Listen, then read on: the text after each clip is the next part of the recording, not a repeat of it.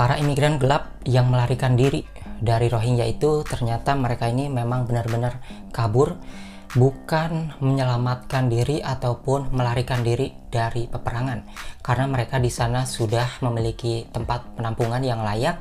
Karena ketika mereka masuk ke wilayah Indonesia, mereka itu mogok makan dan menuntut jika tempat penampungan bagi mereka itu ingin seperti yang ada di negaranya. Atas kenapa yang ada di negaranya sudah bagus, sudah sesuai keinginan mereka, tetapi mereka justru malah pindah ke wilayah Indonesia dan menuntut tempat yang sama seperti itu.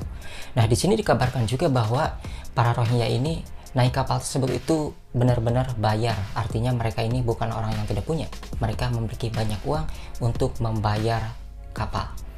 Nah, bicara mengenai kapal pembawa Rohingya, menurut Bapak Presiden Jokowi ya, yang bersumber dari pihak polisian, dari hasil penyelidikannya yang disampaikan ke Bapak Presiden, kemudian Pak Presiden ini mengungkapkannya lagi di depan wartawan, di depan media, bahwa dikatakan jika kapal pembawa Rohingya ini itu tidak dilengkapi dengan sistem penerangan, artinya kapal tersebut benar-benar gelap saat di malam hari, tidak menggunakan cahaya ataupun juga lampu, sehingga kalau misalnya dipantau dari udara itu sangat sulit untuk kelihatan karena memang benar-benar gelap, kecuali emang diterangi dengan cahaya bulan gitu guys. Dan dikabarkan juga kapal tersebut setelah diselidiki itu tidak menggunakan adanya mesin. Artinya di sini benar-benar budgetnya itu minimal dan minim fasilitas. Tetapi Bapak Presiden mengatakan bahwa sangat tidak mungkin jika kapal tersebut itu minim fasilitas, tapi kok bisa masuk wilayah Indonesia. Kalau menurut saya sih di sini bisa ya. Kenapa? Karena mereka ini menggunakan cara lama, yaitu menggunakan pengendali arah, kayak semacam kain yang berada di atas kapal itu kan, untuk mengendalikan arah angin kemana agar tetap bisa di jalur sesuai tujuan yang mereka tuju. Jadi kapal tersebut setelah diselidiki oleh pihak kepolisian juga ya, yang bertugas untuk menyelidiki kapal, itu tidak ada terlihat sedikit pun ada bekas benturan-benturan kapal yang menandakan bahwa kapal tersebut memang bukanlah kapal yang sering digunakan.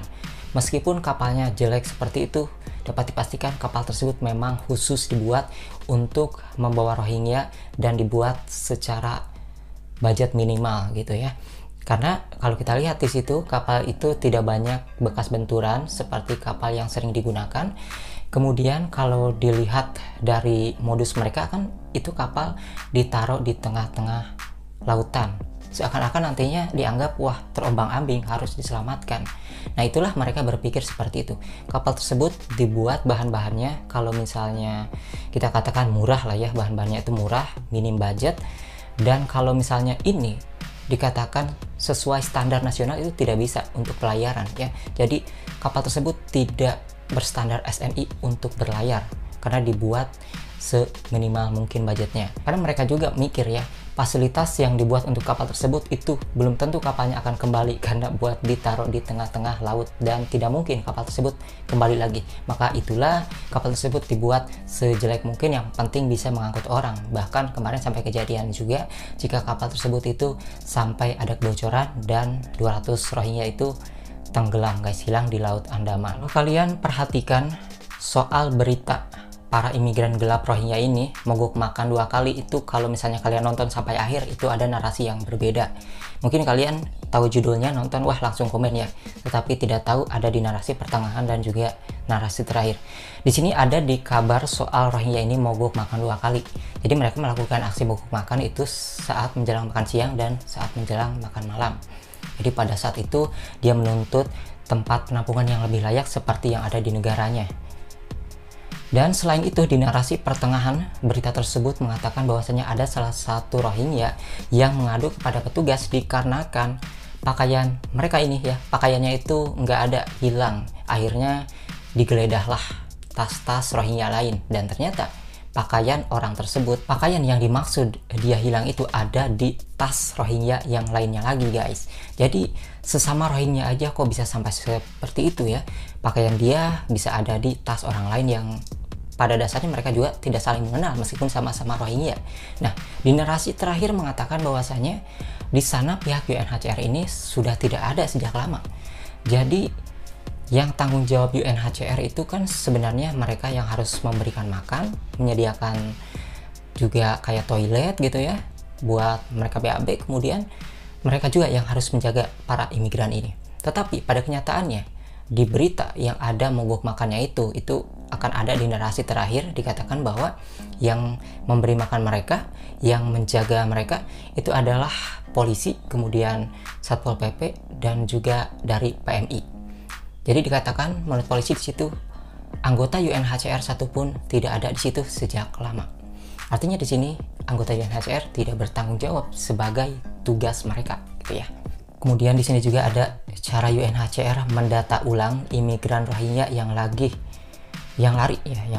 dari Cox's Bazar ke Aceh. Tuh di sini sudah dijelaskan bahwasanya mereka ini lari, sudah ditempatkan di penampungan di sana, tetapi mereka lari.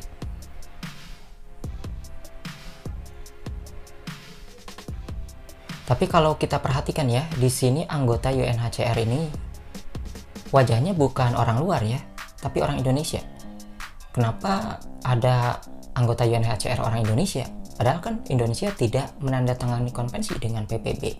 Aneh kan? Nah, waktu Jumat kemarin di sini Kapolda Aceh juga sudah melakukan pengiriman surat ya ke pemerintahan pusat bahwa di situ pihak kepolisian ini mengadakan program curhat Jumat, yaitu untuk melakukan diskusi dengan masyarakat di sana.